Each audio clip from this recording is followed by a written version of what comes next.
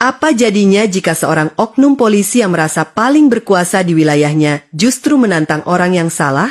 Hanya karena kaos oblong dan sandal jepit, oknum polisi ini merasa bisa menginjak harga diri seorang pria tua. 5 juta atau motor ini jadi rongsokan, gertaknya sambil menodongkan pistol. Dia tidak sadar, detik itu juga, maut sedang menatapnya. Belum sempat picu ditarik, senjata berpindah tangan dan laras baja sudah bersarang di mulutnya. Siapa sebenarnya pria tua ini? Dan bagaimana satu telepon darinya sanggup membuat satu markas polisi terkepung pasukan elit baret merah dalam hitungan menit? Matahari baru saja tergelincir di ufuk barat saat sebuah ojek pangkalan berhenti di depan gerbang sebuah kantor polisi sektor, Polsek, yang tampak sibuk. Turunlah seorang pria parubaya dengan penampilan yang sangat bersahaja. Namanya Pak Broto. Sore itu, ia hanya mengenakan kaos oblong berwarna hijau lumut yang sudah agak pudar, celana kargo hitam dengan banyak saku, dan sepasang sandal jepit yang tampak sudah sering menempuh perjalanan jauh.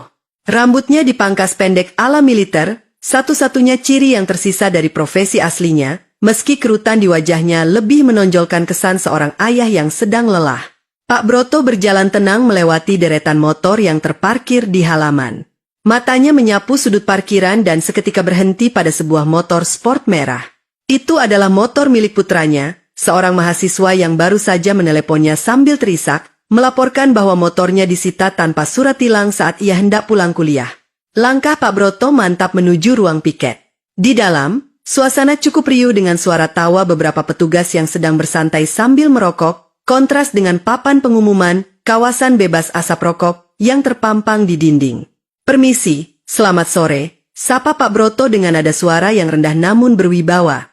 Seorang petugas muda yang sedang asyik memainkan ponselnya hanya melirik sekilas tanpa mengubah posisinya. Ia melihat Pak Broto dari ujung kaki hingga ujung kepala.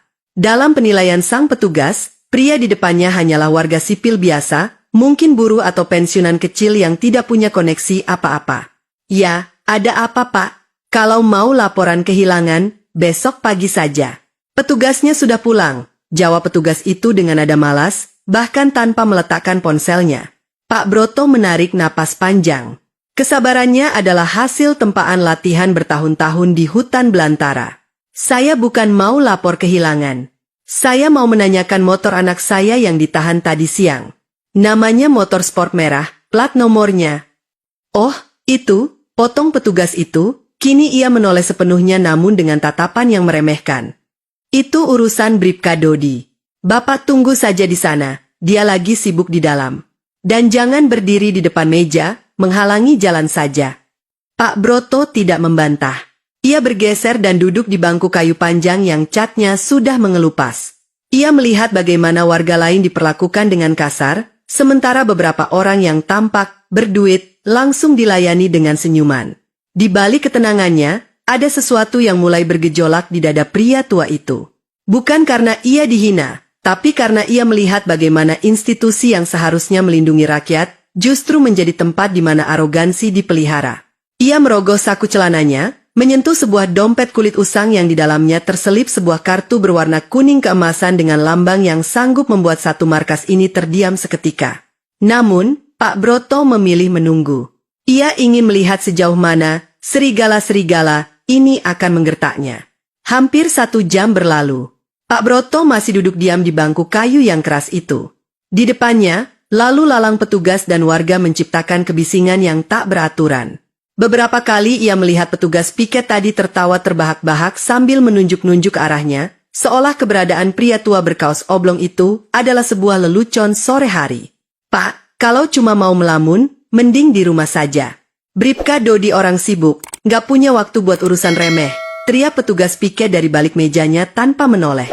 Pak Broto hanya menoleh sedikit, matanya tetap tenang. "Saya hanya ingin hak anak saya kembali.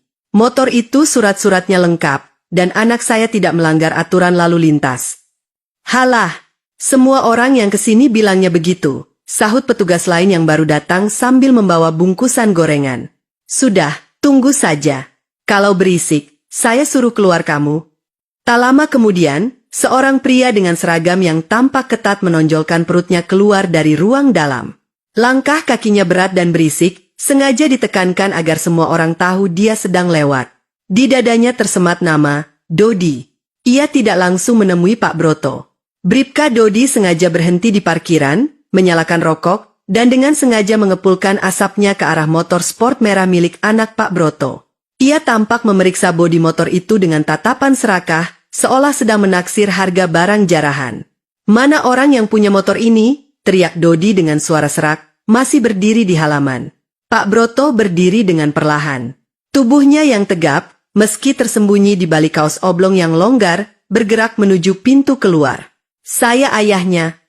Dodi berbalik, membuang puntung rokoknya ke lantai, dan menginjaknya dengan kasar. Ia berjalan mendekat, berhenti tepat beberapa senti di depan Pak Broto. Ia harus mendongak sedikit karena ternyata pria berkaos oblong ini lebih tinggi darinya, namun arogansi menutupi rasa minder itu. "Oh alah, jadi ini bapaknya." Dodi tertawa sinis, matanya menyapu penampilan Pak Broto dari bawah ke atas. Pantas anaknya bandel. Bapaknya saja penampilannya begini. "Kamu tahu nggak kalau motor ini ditahan karena melanggar aturan berat?" "Aturan yang mana, Pak?" tanya Pak Broto tenang. "Anak saya membawa SIM, STNK hidup, dan menggunakan helm standar. Dia dirazia di jalan tikus yang bukan titik resmi razia." Wajah Dodi memerah. Ia tidak suka didebat, apalagi oleh orang yang menurutnya rakyat jelata. "Aturan itu saya yang buat di lapangan. Jangan sok pintar."